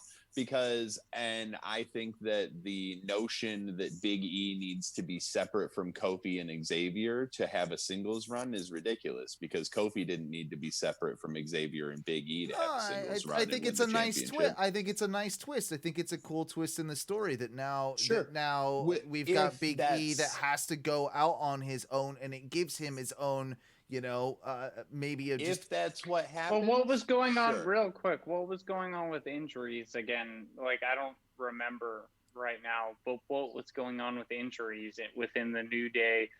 Achilles, of wasn't course. Xavier out like with an Achilles? Achilles for about like a year, and then when Kofi took his run. Yeah. No, it was right. It was Mustafa Ali that got hurt. That's why Kofi got his run. Mm-hmm. They were still there. Xavier got hurt after. Damn it, retribution. Yeah. So yeah, there's also that. There's also that. So I don't know. I will see. I don't hate it. The New Day themselves are referring to it as a split, so I wouldn't be surprised to see Kofi and Xavier be referred to as Kofi and Xavier and not the New Day, because I don't think that. No, I think they will be the New Day, and then Big E will just be Big E. No, I want to see what type of shitty music they bring them out to. Because I think because you can't do that. You can't. You also can't do the same. They never broke up. I want, but also give Big E some like fucking banger. They music, never broke up. They're all gonna use the same music. They never broke up. Nothing is going to change. It's just one's on a different brand. That's what my thought process. I disagree 100%, but that's okay too. Yeah. I'm kind of riding the line. I'm a little more pushing to Owen's side. I don't see, like, because this is a way to get the merch across to both brands. This is a way think it happens. I don't like. Dude, I think the way WWE fucking works, the way that they do it, the way that we saw them do it with the Shield and things like that, they know not to let a good thing like that go. They also know not to give it fully away, to like keep this little bit, and like in the times that we are in today, like without people being able to try, like they can't like just fully break it. They need to like break it to an extent, but like it's like a dent. You know what I'm saying? They're like denting it real fucking hard. Denting it, so not breaking like a it. Crack, and like you've separated one, but like they can bring it back at any moment. And I think that's a smart business move, because at the end of the day, it's fucking what is best for business. And that is WWE. They don't give a fuck about the fan. They give a fuck about what's bringing in the money. Guys, Jordan Meeks has responded, and holy shit. This is how he would book the Chad Gable redemption program. He says, probably similar to Kofi. Have him have some really impressive displays in some gauntlet matches or tournaments. Let him start being taken serious again in this time. Or that's what he's striving for. At some point, he gets revenge on Corbin, making him tap that bitch out in the middle of the ring. I like that. Call it SummerSlam. Then, near the last man standing in a Survivor Series match, like that. Impressive showing in a Rumble match, either by time survived, coming close to winning, or impressive eliminations. Don't mind that. I think in this Rumble match, it would be cool to start a program with someone else who is a great technical wrestler, or would just work great with him, maybe AJ or D-Bry. Have them either be or shortly thereafter become the IC champ. This leads to 1-versus-1 IC title match at Mania. I Quit stipulation would be rad, or a ladder. Gable goes over and wins and goes on to have a really impressive IC title run. Call it 8 to 9 months. Loses it right before the Rumble at the hands of whoever fought at Mania. Now they're a top champ for whatever brand, and Gable goes in to win the next Rumble, and in some shocking fashion, have him get the literal shit kicked out of him by Braun or someone in the... Wow, you've got a lot here. God damn it, that's a program. Then he feuds with that current champ to Mania and goes over. This is a very long booking match. Well, he's thought more about it than we did, obviously. He definitely has. The only thing I would throw in there is that he is actually Kurt Angle's son. Oh yeah, they should probably do that. Reverse the Jason Jordan decision and reverse that. They mixed up the DNA tests or something. Yeah, or whatever the fuck it is. He also says, he also says though that this is dream long-term booking for me, which I know would never happen. He'll be in AEW before he sees singles gold in WWE that isn't the 24/7 title. You know, you might. That is a fucking very sad but true statement. Mm-hmm. But I will say what you just read there is a well thought out and in-depth analysis of the way that you should project the career of Chad Gable. Absolutely. I can't disagree with it. I can't either. Are there many other things that we want to get to before we wrap this show up? One other thing that I would at least want to get into. Please.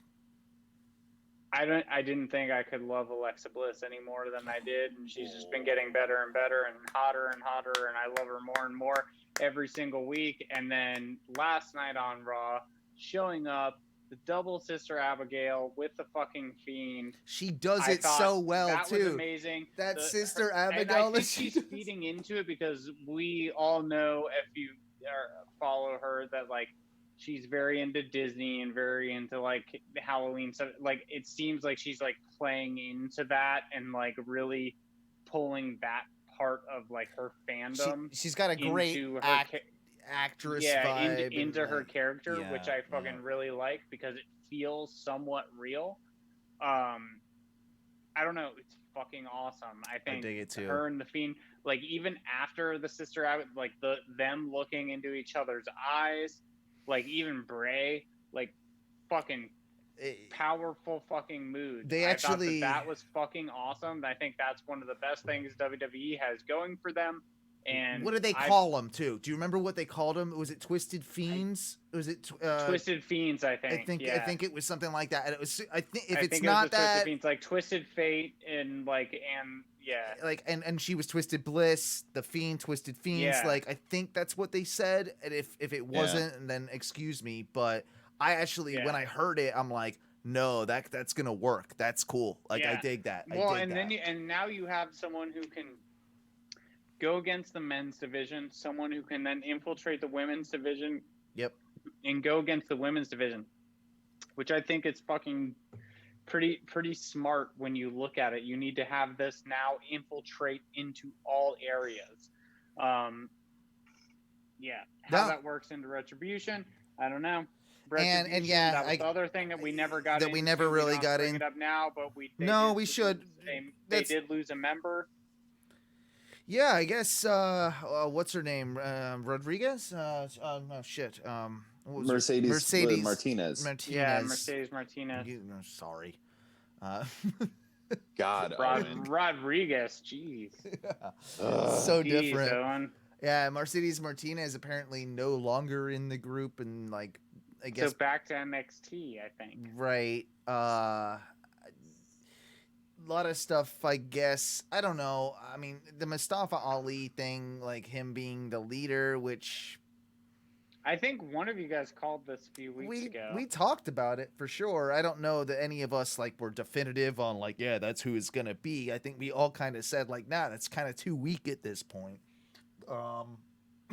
I think the three of us would fuck Retribution up in real life. Dude, Mia Yim would fuck all of us up. All of us. And so would Dominic Dijakovic. I don't know. Give me a slapjack, which as I listened to on the radio show, I know is fucking come in my hand slapping across your face. Yeah. It's a little different version of The Rock spitting in his hand and slapping. I'm glad you heard my last Ono radio show, by the way. I listen every week. Yeah. I knew you would like that. That was almost specifically for you. But I'll say this, like I kind of want Retribution to become like the Beatles, you know, like where everybody has their favorite member. Like I like the cute one, he's Paul. I like the shy one. I like the. Oh my God, it's Mustafa. Yeah. I'd rather them be the Spice Girls. of Yeah, or professional Spice. wrestling. Yeah, they're basically a boy band type thing. Or yeah. I kind of Yeah, want they them can- to go that One of them route. does porn, where one of them marries a soccer star and starts a fashion company and goes anorexic. A couple of them just fade away. And Yeah. you know what? If I'm gonna pick my Retribution guy right now, I'm gonna go ahead. I think it's Mace. I think Mace Dio is got the cooler mask. I think his dreads are looking fucking real sharp. He's getting a second or third chance now that he was off commentary after being wrestling, come back again. So there's got to be some sort of like hope he and looks the belief in him coolest. within. He looks the scariest. He looks the coolest. Mace is definitely my guy. Definitely. You got to my guy. change that one mask though, the one white one that it's Oh, supposed to be the Jason mask, but it's it like bad. fucking looks like just paper mache. Paper It's plates, yeah. Yeah. So it's that's- like, is that Jack Slapjack? Is that Skellington Slapjack? and paper plates and Jason all together. It's just like, why did you take things that were good and make them shitty? Well, that's why he wears it, because that's Slapjack, right? I think that one's Slapjack. He wears it so he doesn't Fuck get. Slapjack. I'm going on record. Fuck Slapjack. I will so he Slapjack him doesn't- out the fucking place. Doesn't get Yeah. cum slapped in his face. That's why he wears the mask. That's why he's named Yeah, Slapjack. slap him with my fucking title. Come for it. And that was a play on words. I like it. That was good. Nah. Oh man. I'm 100% going with Mia Yim as my favorite member of Retribution. Yeah. Why not? That's fair. No, I like that one. I like that one a lot. Yeah, well, I think that's probably about enough for the evening. We put together a good show. I would say that I want to say, like, if you're a faction like the Hurt Business, maybe not like do stipulations to like get people That hurt in your business? to get you in, like people into your group that don't want to be in it, because I think that's That hurts. probably not gonna. Yeah. I don't. Yeah, like I don't get it. I don't get be like you want to join our group? it. Fuck no. No. So If you lose, if this you match, lose, you you're in gotta- our fucking group. Yeah. Like what? Huh? That would be like if we went to somebody on the street. We're like, "Yo, you want to do our wrestling podcast?" And they're just like, No. "No, Don't know I anything absolutely about don't." Be wrestling. like, if I beat you in arm wrestling right now, Yeah. or if I just punch you in the dick You and then have I beat you in to. arm wrestling, If you Uh, lose to me in arm wrestling right now, then you join gonna be our in the group. podcast. I, Sorry about your luck. sorry about your luck. Otherwise, though, if you beat yeah, me, fuck the Hurt Business. I'll dude. I leave give you zero alone. Fucks about them. we're Zero so fucks. I think it's the stupidest thing. And also, all of those people, one, to a certain extent, deserve better. But also, I'm just fucking tired of it. Like, yeah. I'm tired of the shit. Like, It's why are gonna they- keep going. why do they? It's gonna keep going. I did at least Like, like. why why is does- it a thing? I did at least I'm like just the saying, Eddie and Guerrero This is gonna finish. sound really bad. Maybe you should cut this audio. It's gonna sound really bad. All right. Why does Vince keep grouping the same fucking strong black people Yeah. together? No, he does. It does seem a little Like it's coincidental, not does like it me not? being like it's just a fucking observation. Well, even like, League of and it's a very Nations, good not black observation. people, but League of Nations. Oh, you're a foreigner, right? So you got to all be Yeah, together. but League of Nations League had of something going for them. They had a stance. They had Yeah. fucking, Yeah. you know, like they had something, you know. Right. I thought it was interesting that Ricochet tried to play off the like the tease a little bit too. I've never seen him wear a gold chain in a match. Did you catch that one? I didn't catch the gold chain. Yeah, he was I wearing did, a gold but I chain in the will- match to maybe like, oh, he's gonna join the Hurt Business. Like I that's will what say I thought. it's been a long time since I've seen the chair smack in the middle of the ring to The fake out Guerrero the ref spot. Fucking as a, It's I the will That was say good. That was good. That was my favorite thing about it. And That was the best thing out of it. And you know what? If that's all we get out of it, unfortunately, I just feel like it's gonna keep going on. Out of all of that, Ricochet, I think, deserves fucking so much better. They should not have Vince shouldn't have lost steam on Ricochet at all. Ricochet is a fucking top tier fucking athlete. He and needs very to good be at on. what he does, and he had everyone. He had that semi superhero fucking gimmick, and like he had everyone captivated, and fucking Vince lost steam, and that was fucking bullshit. He's the one that should be on SmackDown right now, bar none, in my opinion, that they didn't move over, that I feel is like a real wasted opportunity. So that's mine on that whole scenario. I think that's it. I think that's good for the evening, boys. Thank you very much, everyone, for joining us. If you haven't already noticed, we've started up a little company over here. It's called Ono Media. Check out onomedia.com. But not before, of course, you check out our podcast at onowrestling.com and all of our Facebook accoutrements and .com/groups, and you know how to search for things, and just look up Ono Wrestling, look up Ono Radio Show, look up Ono Media. We do design services too if you like the look of this stream. These two fellas over here do a podcast as well. It's called what, boys? Nobody cares. Go harder. Go harder. You can find that at a .com as well. Help those boys out. You can. I also have a new podcast. I'm going to fucking shamelessly plug this with my sister. We just recorded the first episode that will be released this week. It's called Short Story Long.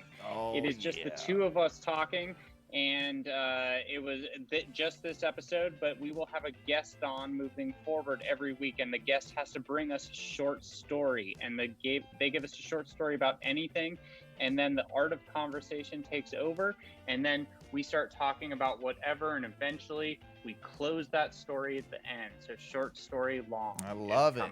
I love it. That sounds really, really good. As always, check out our Oh No Radio Show and basically Oh No Patreon. Patreon.com/ONRS. We love ya. Give us a call sometime if you want to leave a voicemail. That's over at 407-906-6466. 6666666. Boys, what do we say when we get out of here?